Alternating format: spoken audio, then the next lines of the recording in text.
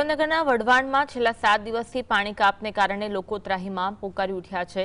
નવાઈની વાત એ છે કે મુખ્ય પાઇપલાઇનમાં પિત્તળનો ઘડો ફસાઈ જવાના કારણે પાણી પુરવઠો ખોરવાયો છે। મહાનગરપાલિકાના એન્જિનિયરો લાઇન ક્લિયર કરવા મથામણ કરી રહ્યા છે, પરંતુ હજુ પણ 2 દિવસ પાણી કાપ રહે તેવી સંભાવના છે। પીવાના પાણી માટે રજળપાટ કરતા વઢવાણવાસીઓ હવે વિચાતું પાણી લેવા મજબૂર બન્યા છે। તંત્રની આ નિષ્ફળતાને પગલે સ્થાનિકોમાં ભારે રોષ જોવા મળી રહ્યો છે।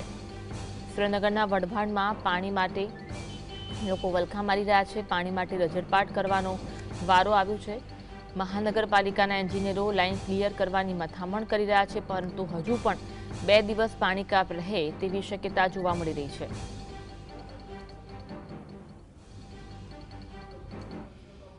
આજ અંગે વધુ વાત કરીશું। સંવાદદાતા ફઝલ અમારી સાથે લાઈવ જોડાયા છે। ફઝલ, વઢવાણમાં છેલ્લા 7 દિવસથી પાણી કાપને કારણે લોકો ત્રાહિમામ પોકારી ઉઠ્યા છે। હજુ પણ 2 દિવસ પાણી કાપ રહે તેવી શક્યતા, શું વિગત મળી રહી છે?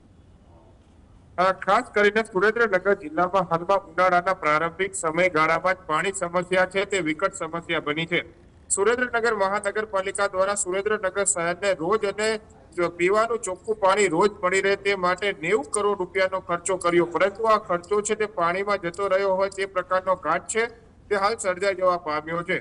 આ સુરેન્દ્રનગરના વઢવાણ વિસ્તારમાં છેલ્લા 9 દિવસથી પાણી નથી આવ્યું। હજુ પણ 2 દિવસ સુધી પાણી કાપ રહેશે તે પ્રકારની જાહેરાત છે તે સુરેન્દ્રનગર મહાનગરપાલિકા દ્વારા કરવામાં આવી છે। હાલના તબક્કાની જ્યારે વાત કરવામાં આવે તો સુરેન્દ્રનગરનો જે આ પીવાના પાણી પૂરો પાડતો ધોળીધજા ડેમ છે તે 16 ફૂટની સપાટીએથી ભરેલો છે। સૌરાષ્ટ્રનું પાણીયારું ધોળીધજા ડેમ ગણવામાં આવે છે, પરંતુ હવે કુવા કાંઠે તરસ્યાનો ઘાટ છે તે સુરેન્દ્રનગર જિલ્લામાં સર્જાઈ જવા પામ્યો છે। મહાનગરપાલિકાની બેદરકારીના કારણે સુરેન્દ્રનગર શહેરની જનતાને પીવાના પાણી માટેનો કાપ છે તે સહન કરવો પડી રહ્યો છે।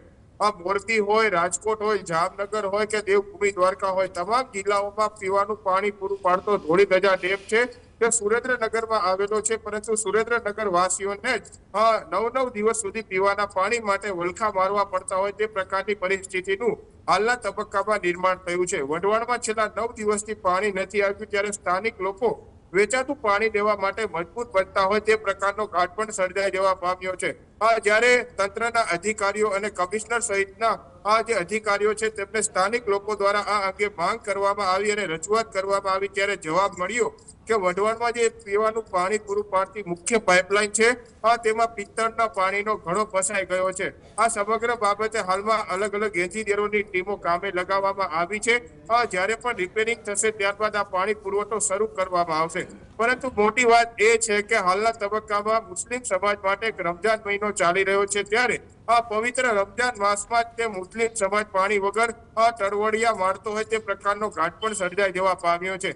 આ ઉપરાંત છેલ્લા 9 દિવસથી પાણી નથી આવ્યું, ત્યારે સ્થાનિક લોકો વેચાતું પાણી પણ લેવા માટે મજબૂર બની રહ્યા છે। એક ટેન્કરના ભાવ હાલના તબક્કામાં 1500 રૂપિયા સુધી વસૂલવામાં આવી રહ્યા છે, એટલે જે પાણી વિતરણ કરતા ટેન્કર ચાલકો છે તેમના દ્વારા પણ હવે કાળા બજારી છે તે ઉનાળાના પ્રારંભિક સમયગાળામાં શરૂ કરી દેવામાં આવી છે। આ મહાનગરપાલિકા વોટર સપ્લાય પાછળ કરોડો રૂપિયાનું દર વર્ષે બજેટ ફાળવે છે, પરંતુ કાંઈના કાંઈ પ્રકારે સિસ્ટમમાં ખામી તથા પીવાના પાણી વિતરણ વ્યવસ્થામાં ખામીના કારણે આ પાણી કાપની સમસ્યા છે તે વકરતી જઈ રહી છે।